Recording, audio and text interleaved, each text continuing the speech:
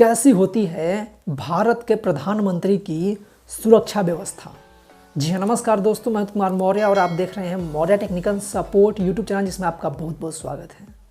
दोस्तों, अभी 5 जनवरी के दिन भारत के प्रधानमंत्री का पंजाब दौरा था, जिसमें उनके काफिले को लगभग 15 से 20 मिनट के लिए एक स्थान पर रुकना पड़ा, जिसके बाद ये कहा जा रहा है कि ये प्रधानमंत्री की सुरक्षा व्यवस्था में बहुत बड़ी चूक थी, यानी कि ऐसा नहीं होना चाहिए। तो आखिर प्रधानमंत्री की सुरक्षा व्यवस्था कैसी होती है, किसकी जिम्मेवारी होती है प्रधानमंत्री की सुरक्षा करना, और उनके सुरक्षा व्यवस्था में कौन कौन से लोग शामिल होते हैं, कौन कौन सी टेक्नोलॉजी है, कौन सी गाड़ियाँ शामिल होती हैं, ये सारी चीज़ें इस वीडियो में हम जानेंगे।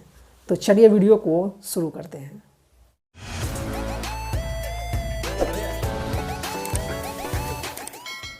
भारत के प्रधानमंत्री की सुरक्षा व्यवस्था बहुत ही कड़ी और कई घेरों वाली होती है। भारत के प्रधानमंत्री की सुरक्षा में सबसे अहम भूमिका एसपीजी यानी कि स्पेशल प्रोटेक्शन ग्रुप का होता है। एसपीजी में भारत के सबसे बेहतरीन कमांडोज को शामिल किया जाता है। भारत की पूर्व प्रधानमंत्री इंदिरा गांधी की हत्या के बाद प्रधानमंत्रियों की सुरक्षा सबसे बड़ी चिंता की विषय थी। जब इंदिरा गांधी की हत्या हो गई, तब ये कहा जाने लगा कि कुछ ऐसा करना चाहिए जिसके बाद भारत के प्रधानमंत्री जो हैं वो सुरक्षित रहें। इसी के लिए 18 फरवरी 1985 को बीरबल नाथ समिति का गठन किया गया। इस समिति ने 1 महीने में यानी कि मार्च 1985 को अपनी रिपोर्ट शामिल कर दी, जिसमें एक स्पेशल प्रोटेक्शन यूनिट बनाने की बात कही गई थी, यानी कि एसपीयू बनाने के लिए उसमें कहा गया था।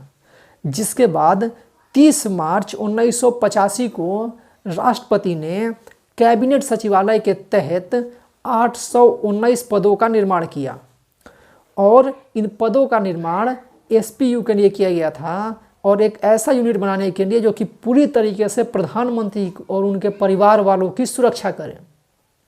बाद में जब इसका गठन किया गया, तब इसका नाम स्पेशल प्रोटेक्शन यूनिट न रख के स्पेशल प्रोटेक्शन ग्रुप यानी कि एसपीजी रखा गया। तो इसके बाद 8 अप्रैल 1985 को एसपीजी का गठन किया गया, और तब से लेके अब तक एसपीजी जो है वो भारत के प्रधानमंत्री, उनके परिवार, भारत के पूर्व प्रधानमंत्री और उनके परिवार वालों को सुरक्षा प्रदान करता है। प्रधानमंत्री और उनके परिवार को सुरक्षा देने की जिम्मेवारी जो है, सबसे महत्वपूर्ण जो भूमिका है वो एसपीजी की होती है।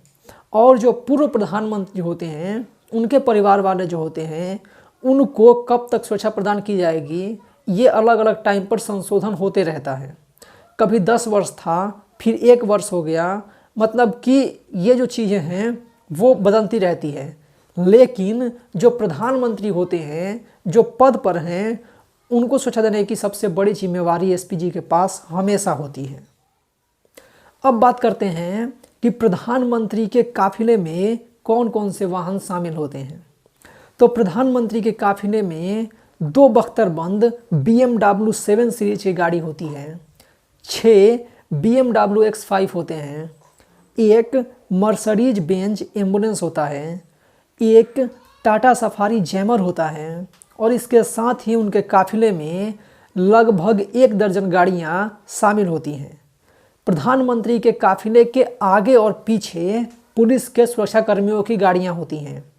उनके काफिले के दाएं और बाएं ओर भी पुलिस के सुरक्षा कर्मियों की गाड़ी होती है, और इन सभी के बीच में प्रधानमंत्री का बुलेट प्रूफ वाहन होता है।